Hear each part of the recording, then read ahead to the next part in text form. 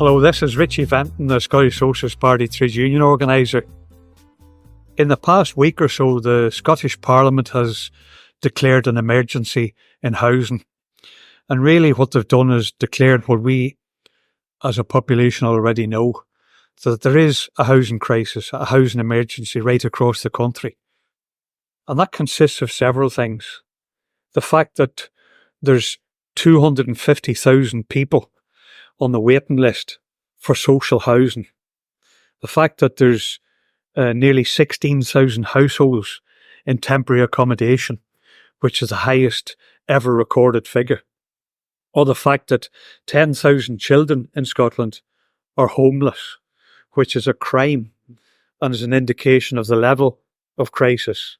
And in that context, the fact that the Scottish Government in its recent budget cut housing by nearly £200 million, a 26% reduction in the budget, further exacerbates that housing crisis. And in fact, if you take the past 2 years, then housing budgets have been cut by a total of 37%, which is a horrendous scale of cutback. Of course, the government did concede another £80 million there recently, but it still leaves a big gap in the housing budget. So the Scottish Parliament would have declared a housing crisis. But what does that mean? Frankly, I think the fear is that it'll consist of a lot of reviews and talks about reviews, rather than a concrete plan of what to do in order to overcome it. And I think it's fairly universally accepted that the main solution to the housing crisis is to build houses. It's not rocket science. It's a fairly straightforward, common sense solution. And in particular, I think what we have to recognise is that if you rely on the market system, which of course Kate Forbes in particular, but I would also say John Swinney, are quite devoted to, then the idea of relying on the markets in order to provide the housing that people require is a no-no. That what you need is the building of social housing, council housing, housing association housing, and so on. And right now, it's at the level where only 11,000 so-called affordable houses were built per year in Scotland. And that compares, like I said, to a waiting list of 250,000 people on the social housing waiting list alone. So what we need is a radical change to that, and the construction of housing for need, the construction of council housing to be concrete at affordable rents. That would overcome the disgrace of people being in temporary accommodation and 10,000 children in Scotland in 2024 being homeless. But that brings up then the crunch question. How are the likes of local councils, 32 local authorities, going to deal with building houses, because they themselves are in financial crisis? There's a new report again has come out in the last week from the Accounts Commission in Scotland, which indicates that the councils across the country face a black hole of £780 million in the next 2 years' budgets, and nearly £600 million for this coming year alone. Now that comes on top of cuts last year of about £350 million, and reserves have been dipped into as well. So it's not as if there's some kind of stash of money that's an endless source of a solution. I think what we face, in other words, is the need to tackle the question of how to fund local authorities in order that they can do things like build houses, amongst other measures that provide services, of course. But instead of that, what we get is austerity emanating from the boardrooms and from the echo chamber of the boardrooms known as Westminster, savage cuts to budgets being handed down to Scotland on an annual basis. And then, unfortunately, the Scottish Government, whether that be the previous Labour Lib Dem coalition of the past, or whether it be the SNP majority or the SNP Green coalition, or now the SNP minority government, in all cases what they've done is devolved the destruction. Instead of defying the cuts handed down by Westminster, they've caved in and then in turn delegated the destruction to the likes of local authorities and other localised institutions. So what's the alternative? Now, the Scottish Socialist Party, for 25 years, have argued a twin-track approach to this crisis in local government. On the one hand, we've said that the Scottish Government should defy the cuts, refuse to implement them, tell the Tory Government we want back our stolen billions and we're going to mobilise the population in order to achieve that.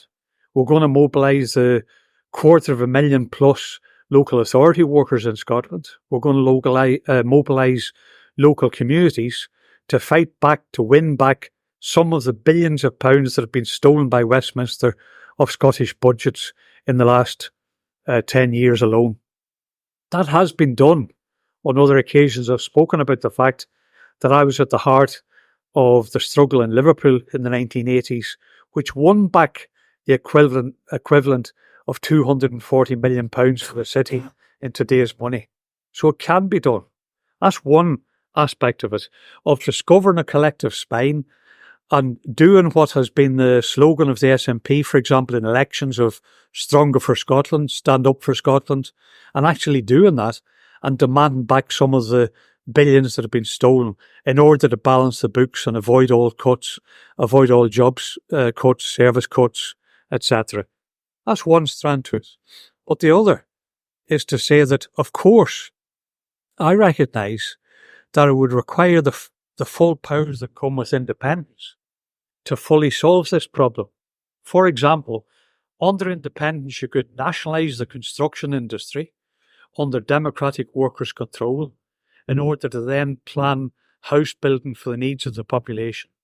You could take over the banks into public ownership to help to fund and finance the construction of housing and other services. Of course, a socialist democratic plan could be constructed with the full powers of independence. But we can't wait until that. And there are plenty of options available, even under the limited powers of devolution. And one of the things that the Scottish Socialist Party had pioneered for consistently since we were founded 25 years ago is that instead of relying on the unfair regressive council tax, it should be abolished and replaced by an income-based Scottish service tax based on the ability to pay, so that the more you earn, the more you contribute to the upkeep of local jobs and services for councils. So let me describe briefly the essence of that alternative, because I think if John Swinney and company are serious about what they've said about tackling the housing emergency, or serious about concentrating on economic solutions for the population, as he's been fond of stressing, then let's tackle some of those issues even within the confines of devolution in a way that will redistribute wealth, but also provide things like housing for people for rent that they can afford. The council tax itself, which is really the son of poll tax, introduced by the Tories when some of us led the mass movement against the hated poll tax of Maggie Thatcher and defeated it and got rid of Thatcher in the process. The council tax was rushed through by John Major's Tories and is still a completely regressive form of taxation for local government. You could illustrate that by one simple contrast. The average council tax for Bandee across the whole of Scotland is £1,356 a year. In Glasgow, it's actually far higher, it's £1 short of £1,500. But if you take that average, then the average, so-called average adult worker on the new so-called adult minimum wage of £11.44 an hour in a 2-bedroom flat with no garden has to pay £113 a month, or, as I said, £1,356 a year towards their council tax. That's a worker, low paid, minimum wage, adult, 2-bedroom flat, Bandee. Take the richest man in Scotland by way of contrast, Anders Povlsen. Now, he is suffering a loss of income in the latest Rich List publication yesterday. The poor man is now only worth £6.5 million. We all have to go into mourning for such a loss of income, because actually that compared to £8.5 billion of wealth last year. So £6.5 billion he's worth. One of his many castles, because he's got a few, is a place called Aldowry on the shores of Loch Ness. He bought it for 15 million quid about 2 years ago. It's got 12 bedrooms. It's got a great hall, a laird's room, the libraries, a breakfast room, and God knows how many other things, and 500 acres of gardens, mature gardens, like it's described as. Now, that same man, on the wealth of even 6.5 billion as of yesterday's Rich List, only pays 2.5 times as much as the minimum wage worker when it comes to his council tax in that castle in the Highlands. And that, I think, sums up the grotesque contrast and regressive nature of the council tax, because the rich don't pay their way. It's the low income and the middle income families that are hammered by it in order to try and pay for declining services in terms of local government. The Scottish Socialist Party has demanded not a council tax freeze, nor what Labour has advocated over the years of increasing council tax bills. We're advocating that it should neither be frozen nor increased, but abolished immediately and replaced through emergency legislation in the Scottish Parliament for the introduction of an income-based Scottish service tax, whereby somebody on the same income, no matter what part of the country they lived in, would pay the same amount towards local services. And to give a couple of simple facts and figures to show the advantages of this alternative, what we've put forward is a system whereby the first £12,000 of anybody's income would be exempt from any service tax. You wouldn't pay a penny. That means, incidentally, that about 1.8 million people in Scotland wouldn't pay a penny towards the Scottish service tax because their income is below 12,000 a year. The majority of pensioners included, other low-paid workers and so on also. So that's the first point. Then what we put forward is a series of increasing tax rates on different tax bands. For example, a 4.5% Scottish service tax rate on the income bracket between £12,000 and £30,000, and then gradually increasing, peaking at a 20% rate on anybody's income above £100,000.